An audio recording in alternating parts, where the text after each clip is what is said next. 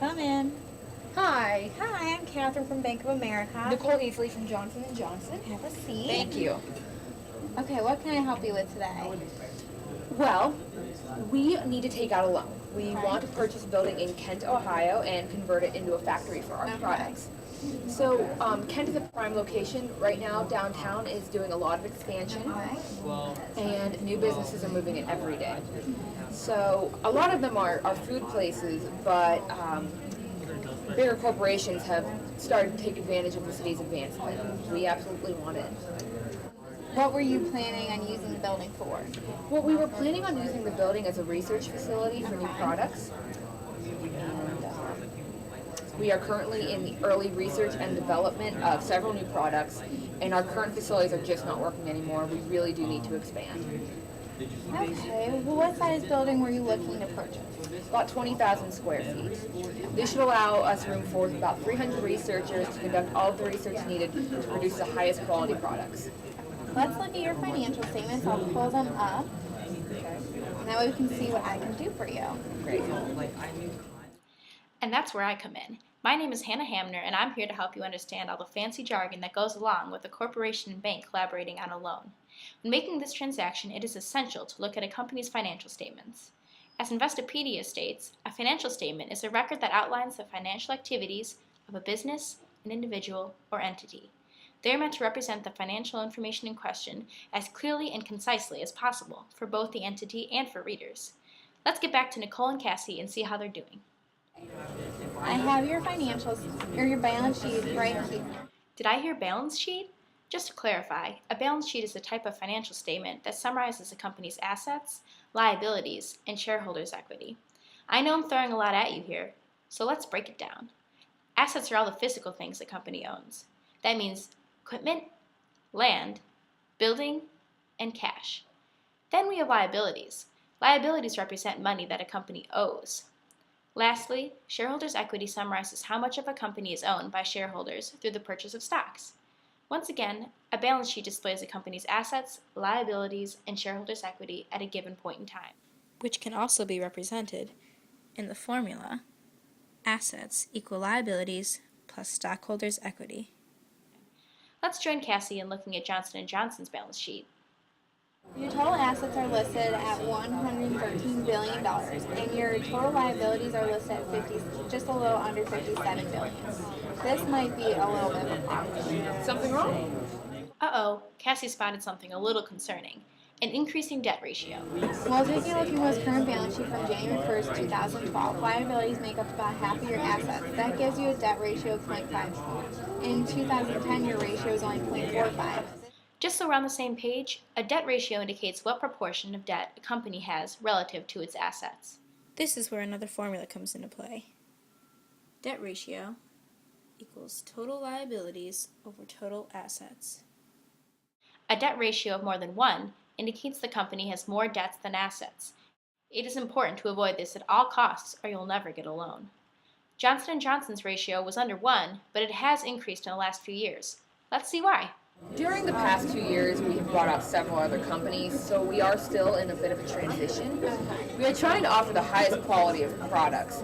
The benefit consumers gain from our products are much more meaningful than our increasing debt ratio. Johnson & Johnson claims that their increasing debt ratio is not a major concern, but a way to benefit the people. Their debt has come from buying out businesses that provide consumers with more helpful products. Here are some examples of satisfied customers. Can I have this candy bar? Good thing Johnson & Johnson made this so I can test my blood sugar. The only thing I use to calm my screaming baby is Johnson's bedtime bath lotions.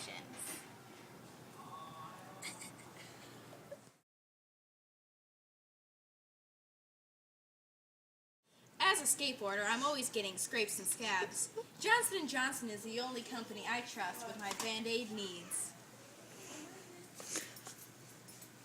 Okay, I understand. J&J really produces a lot of and addresses a wide range of needs. How much do you intend to borrow?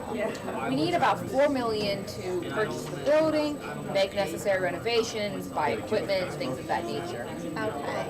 That's a substantial amount of money. However, looking closer at your statements, this does look like a positive transaction. Your AAA credit rating improves your status and leads me to believe that you represent a trustworthy company.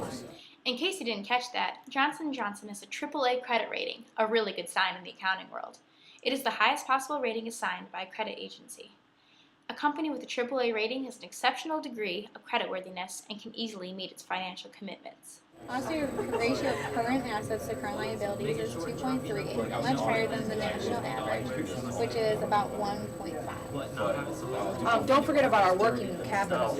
It's increased from 56,579 in 2010 to 57,080 in 2011. Accountants look at working capital as well. This is the measure of a company's efficiency and its short-term financial health. Positive working capital means that the company is able to pay off its short-term liabilities with its current assets. Here it comes. You guessed it. Another formula. Working capital equals current assets minus current liabilities. However, because of the weaknesses we mentioned before, we'll have to place some restrictions on it. Well, I'm assuming there's going to be an interest rate. A company's financial history determines what kinds of restrictions are placed on loans, and interest rate is an example of one of these restrictions. The interest rate is the cost of taking out a loan. It is a percentage of the amount borrowed that has to be paid every year on the loan. The goal is to get the lowest interest rate you can. Now, back to Bank of America. What kind of rate is Bank of America proposing? At Bank of America, we generally charge lower interest on loans because of how long it takes to pay back the million dollars. Therefore, you will have a 1% interest rate. That's a fair percent. How long do we have to pay the loan? The loan must be paid in full, interest included, by January 1st, 2021. This is called the maturity date. Now we can review the repayment plan, which is how much Johnson & Johnson has to pay Bank of America monthly in order to pay off the loan. This monthly fee includes an interest payment and a payment on the principal amount, which is the $4 million Johnson & Johnson initially borrowed. We can come up with a repayment plan. In order to pay off the loan, you will have to begin making monthly payments on January 15, 2013. The payments toward the principal amount will be just under $67,000, plus interest payments of $40,000. That would make your total monthly payment a little under $107,000. Be careful to be on time with your payments. You will have a 30-day grace period, and after that, a late fee will be applied to any late payments. A grace period is a provision in most loan and insurance contracts which allows payment to be received for a certain period of time after the actual due date. During this period, no late fees will be charged, and the late payment will not result in default or cancellation of the loan. You can count on us to be on time with our payments. I don't think that'll be a problem at all. But just in case, The late fee will be $250.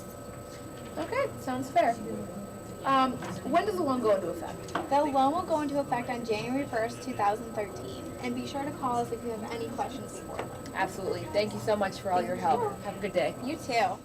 Now, to sum it all up, in order to determine if a corporation can take out a loan, the bank must first look at a company's financial statements, especially their balance sheet. From this, they can determine the debt ratio of the company. If debt is greater than current assets, it is doubtful the loan will be given out. Credit rating is also important in determining whether a loan should be issued. In addition, accountants look at working capital, a company's ability to pay off debt. Next, restrictions on loans are determined by looking at all these financial elements in a company's history. Interest rates are included in these restrictions. After looking at all the factors involved, a repayment plan can be executed. and that, my friends, is how you get a loan. Thank you for joining us today.